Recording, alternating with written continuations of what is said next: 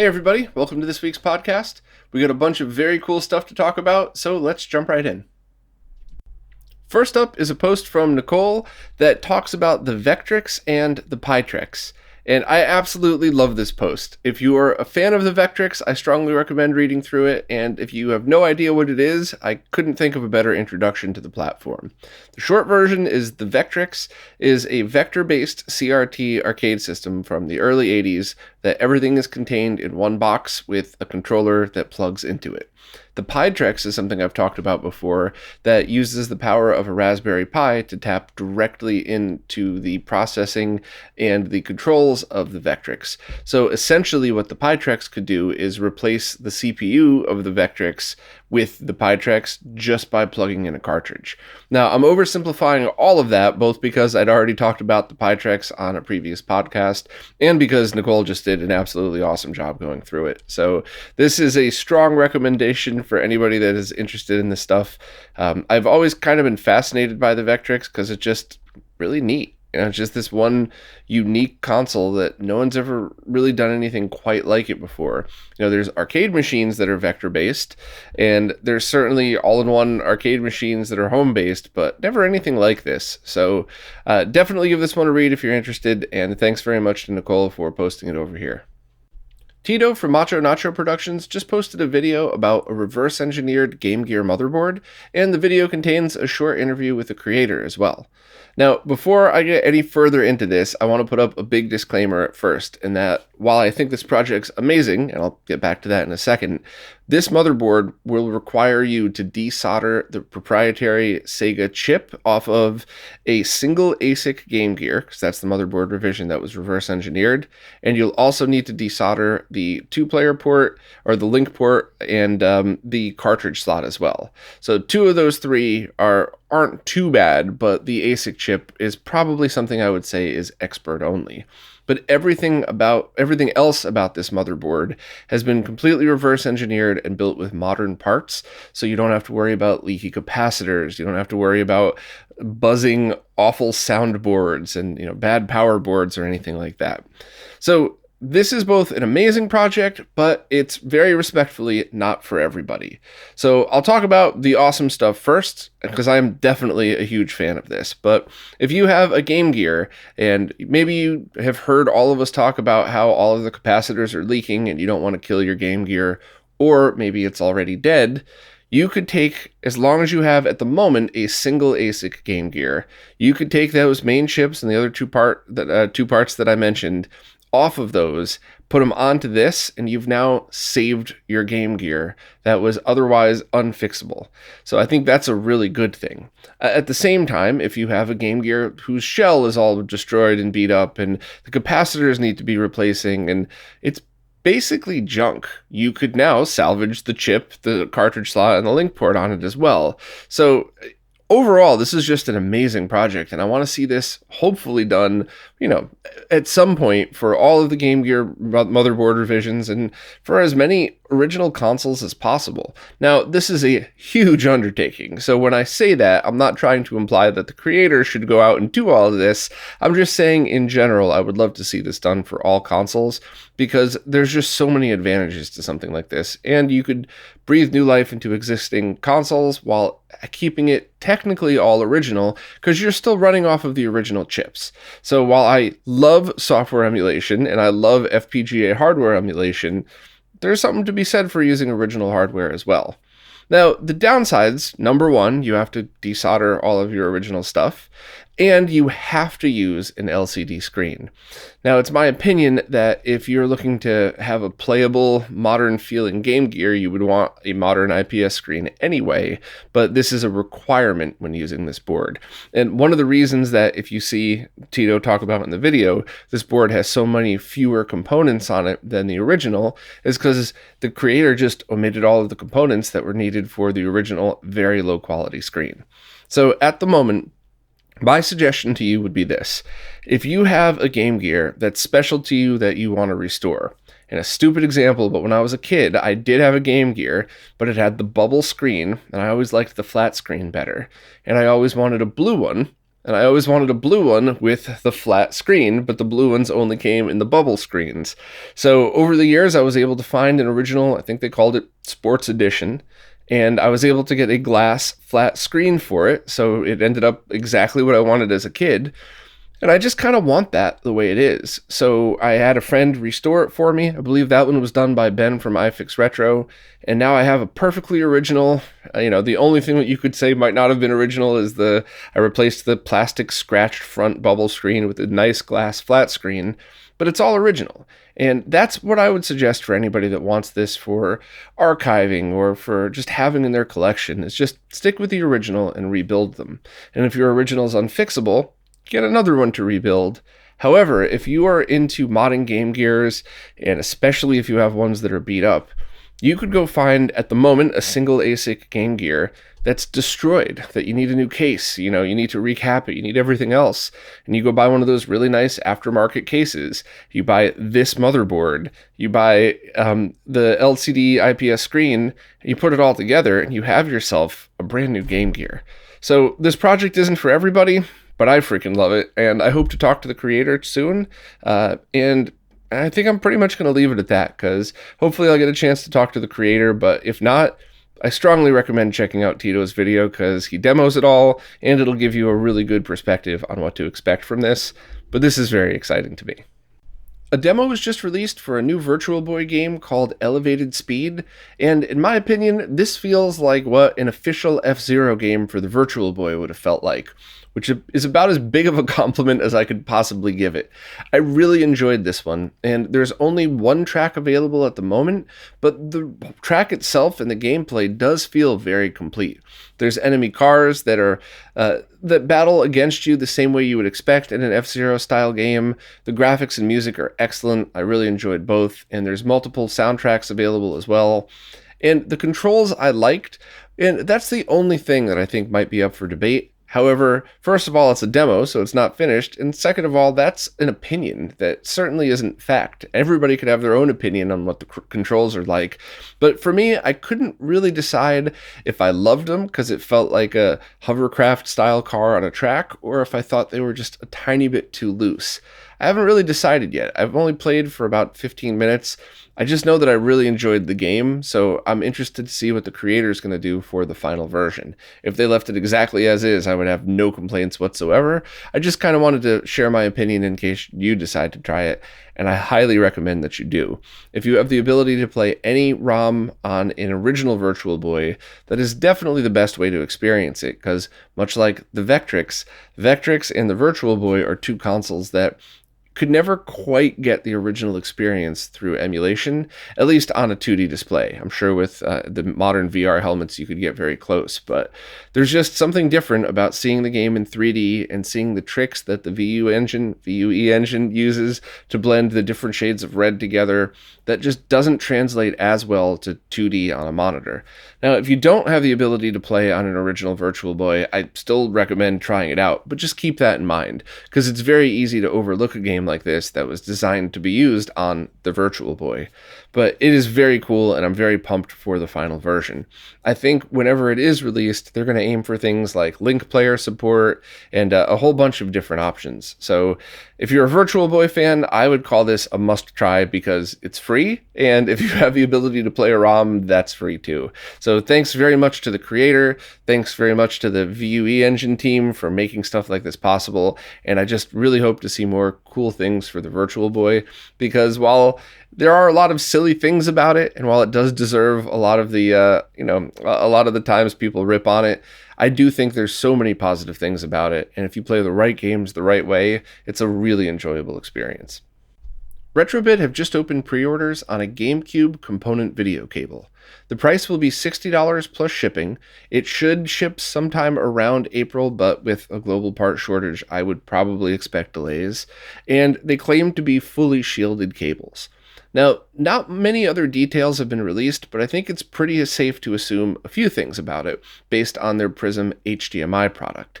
They're calling this the Prism component cable, so I could assume that, like the Prism HDMI, it's going to have GC Video 3.0 or newer, and it should support all of the resolutions that the GameCube supports. So overall, it's really looking to be potentially an excellent solution for your GameCube if you're looking for component video output. Now, I do want to give some perspective on some use cases because this might not be for everybody. If you're a streamer that has no problem streaming in 480p or knows how to scale in OBS, which is very easy, you might want to do something like get the Prism that they currently have, the HDMI version, and use an HDMI splitter and either have one go directly to your capture card and the other go into your monitor, or you could even use that splitter to have HDMI audio extraction to optical audio. You could send one of the splitters to an HDMI to component video cable, so you could use it there. You could use HDMI to VGA if you want to use a PC VGA monitor and also stream at the same time. And all of those options are there for you right now. You don't have to wait, but they're going to cost more money. So if you're somebody that wants multiple outputs and multiple options and all of the things that I just mentioned, I would suggest just doing that now. Get their HDMI version at 80, plus, a handful of those converters would probably run you another 40 or 50 total, but you have all of those different output options, and it should perform the same as these.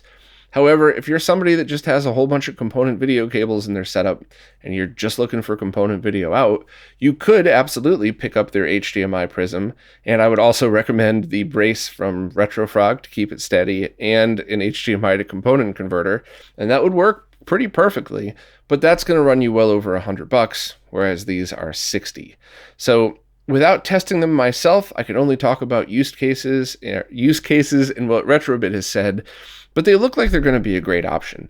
And I'm comfortable giving both options because I always think it's very funny that when I say this product might not be for you, but the product that I do recommend is also from the same company. So I have, no ill will by saying if this might not be for you, you might not want to wait for it. You might just want to get what they already have, but this might also be the perfect thing for your setup. So skim through the post if you want some links and some more perspective, basically a written version of what I just said. And I'll keep everybody updated if I'm able to get a pre-production version to test. If anybody in the scene gets one, I would love to see Extrems get an early release set of this to give his opinions on it. But overall, I think it's exciting. I'm really glad we have more solutions for this.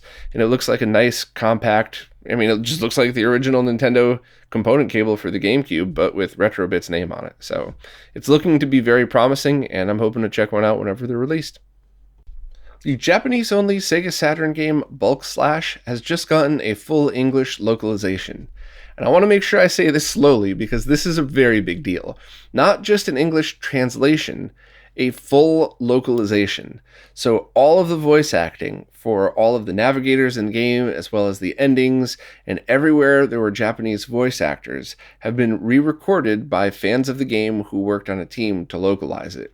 So essentially, a bunch of fans of the game Bulk Slash did what the company could have, or maybe should have, depending how you look at it, done back in the 90s, and created a true English language version of the game, which is absolutely amazing. I don't remember anything of this scale other than the BS Zelda localization, which I keep trying to peer pressure a certain long-haired CDI fan into making a documentary about that. But back to Bulk Slash, I was just blown away at the amount of work that went into this and how good it came out. And on top of that, they added support for the Twin Stick, which was the same stick that you would use for Virtualon, another mech fighting game. And I've only used those once a long time ago, and I just thought they were so cool. Like, what a weird and interesting and awesome way to experience a game like that. And the fact that the team added that in as well just makes this one of the biggest deals in translation I've seen in a while. And I'm certainly not trying to take away from anybody else's translation project. Those are all amazing too. But I really wanted to take the time to just talk about this one and to really impress upon everybody how big of a deal this actually is. Now, if you would like the full story behind the game, as well as the story about the translation and some demos, I very strongly recommend watching the video that I embedded in this post from Sega Saturn Shiro. They have a series on this game, so if you'd like to spend a full day watching stuff about the history of it and hearing from people, that's cool too, but at the very least, I would recommend watching that.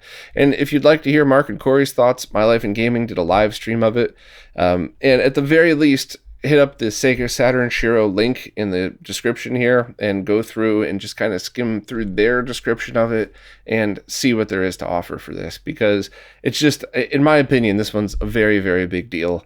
And I just think that anybody who's interested in this style of game, or just anybody who's interested in really cool stories about fan-made stuff for the video game world, would really love this one. I also just wanted to add a personal note at the end.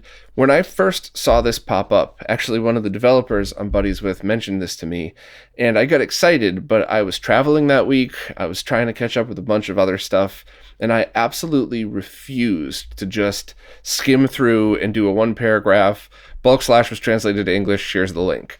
You know, I'm sure a lot of people would have preferred that because they could have gotten the info right away, but I just refused to do that. I thought it was way too big of a deal to undercut it like that. And I wanted to wait till I had time to watch the full Sega Saturn Shiro video, to talk to a couple of the developers that worked on it, and to really let this sink in and how big of a project this is.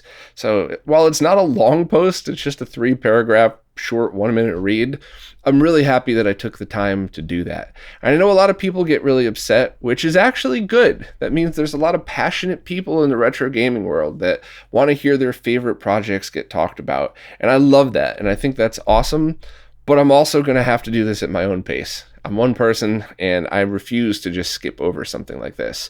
So if you're one of the many people who are annoyed that I didn't get this out last week, I'm not going to apologize this time, because I wanted to take the time to get it right, and especially in the description here in the podcast, because same thing, if I had just skipped to the end and just said it was a translation, this wouldn't be a 4.5 minute segment. This would be a 30-second segment that skips over all of the importance of this.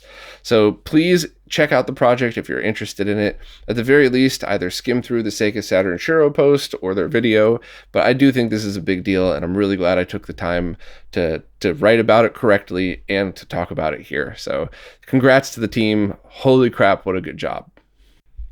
I recently interviewed Thomas Dady, the creator of an open source CRT chassis, and I think this project, when it is finished, is going to hit harder than a Volvo airbag to the face, because this will give you the potential of taking any CRT within a very wide range of CRTs that's in decent condition, removing whatever electronics are in there, putting this in its place, and not only do you get RGB inputs, or potentially more if there's another board that's created, but you get more control over the image, you potentially get more resolution supported, you could get more TV line control, and just the scope of this project is so huge.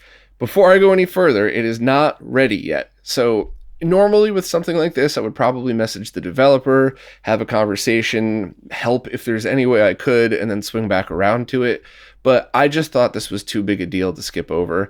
And I would hope that most of the people listening would be understanding, and that this might be something that takes a very long time to finish, but it will be worth the wait, because the potential for what you could do with something like this is such a big deal and kind of limitless. So anything from, I have an arcade machine that somebody put the wrong chassis in, my chassis is old, it looks like crap, I get that pulsing on it.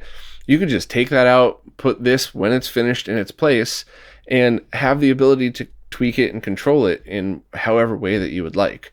And it could go all the way up to somebody might be able to take this open source project and take the most popular model CRT that's still available and just make a replacement board for it, which is nuts to think about, but you could totally do that with the right knowledge, and if you have the ability to fork the project and do this yourself. So honestly, I don't want to say anything more, because I think Thomas just did an amazing job explaining everything. And in fact, a lot of the things that he talked about in this interview, I've never heard anybody explain it that way.